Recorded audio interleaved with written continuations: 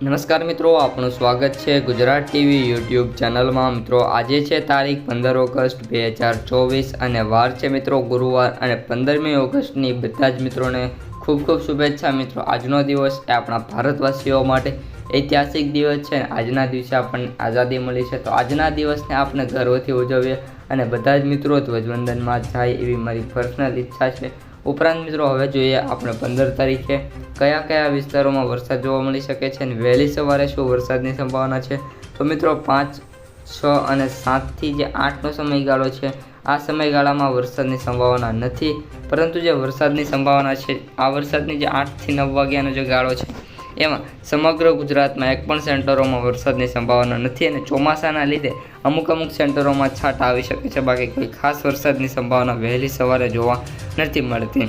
ત્યારબાદ મિત્રો આપણે વાત કરીએ 10 વાગ્યાની, તો 10થી 11 થી 12નો જે સમયગાળો છે તેમાં વરસાદની સંભાવના સમગ્ર ગુજરાતમાં આવે છે। અને વરસાદની વાત કરીએ તો કયા સેન્ટરોમાં જોવા મળી શકે છે એમાં વાત કરીએ તો ઘણા બધા સેન્ટરોમાં વરસાદ જોવા મળી શકે છે, જેમાં વાત કરીએ તો થરાદ છે, પાલનપુર છે, ખેડબ્રહ્મા છે, ડુંગરપુર છે, ચલંબર છે, ત્યારબાદ રાધનપુર, મહેસાણા, હિંમતનગર, આ બધા વિસ્તારોની અંદર વરસાદ જોવા મળી શકે છે।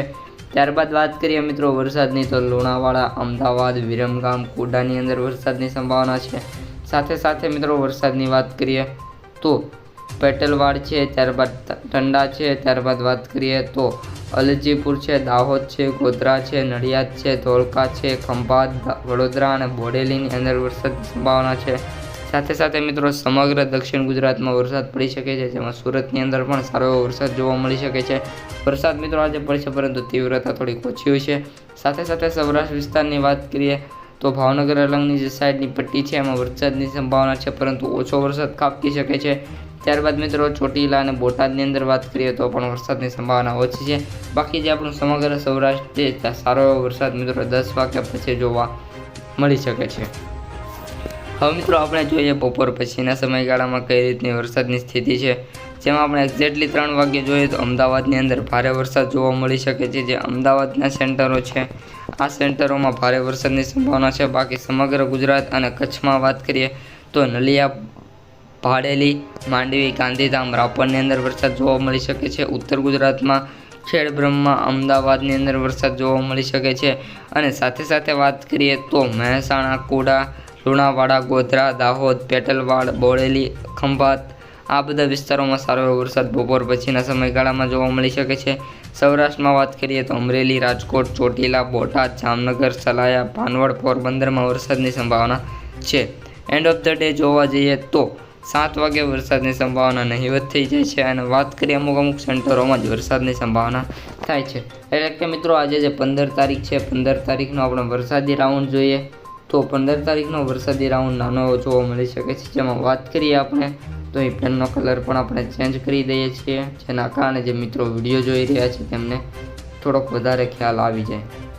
મિત્રો 15 તારીખે વાત કરીએ તો 15 તારીખે જે વરસાદની સંભાવના છે એ 10 વાગે શરૂ થવાની છે અને એક્ઝેક્ટલી 6 વાગે વરસાદ એન્ડ થઈ જશે। એટલે કે વરસાદ જે છે આજના દિવસે ઓછો પડશે, પરંતુ સારો એવો વરસાદ અમુક સેન્ટરોમાં પડી શકે છે। તો મિત્રો આ હતી આજની આગાહી। હવે મિત્રો આપણે જોઈશું કે હવામાન વિભાગ દ્વારા જે નકશો બહાર પાડવામાં આવ્યો છે તે મુજબ કયા વિસ્તારોમાં ભારે વરસાદ થઈ શકે છે।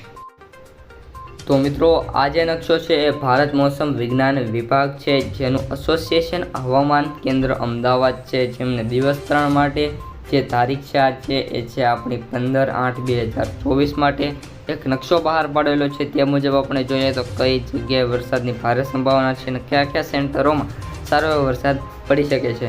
સૌપ્રથમ મિત્રો એક વાત કરી દઈએ તો જો વરસાદની સંભાવના છે એ થોડી ઘટતી જોવા મળી રહી છે, અને તમે જે ગ્રીન પટ્ટો જોઈ રહ્યા છો, આ ગ્રીન પટ્ટામાં જે વરસાદની સંભાવના છે એ 25થી લઈને 50% સુધીની જોવા મળી રહી છે। જ્યારે આપણા નેવી બ્લુ કલર છે એમાં વાત કરીએ તો 50થી લઈને 75% સુધીનો વરસાદની સંભાવના હાલ જોવા મળી રહી છે।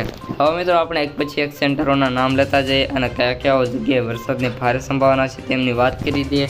તો વાત કરીએ તો કચ્છની અંદર દેવભૂમિ દ્વારકા, જામનગર, મોરબી, સુરેન્દ્રનગર, બોટાદ, રાજકોટ, જૂનાગઢ, પોરબંદર, ગીર સોમનાથ, દીવ, અમરેલી અને ભાવનગરની અંદર અમુક સ્થળોએ ગાજવીજ સાથે હળવા અને મધ્યમ વરસાદની સંભાવના છે।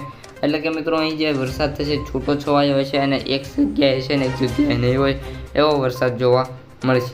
ત્યારબાદ વાત કરીએ મિત્રો હવે બીજા સેન્ટરો એટલે કે ઉત્તર, મધ્ય અને દક્ષિણ ગુજરાતની।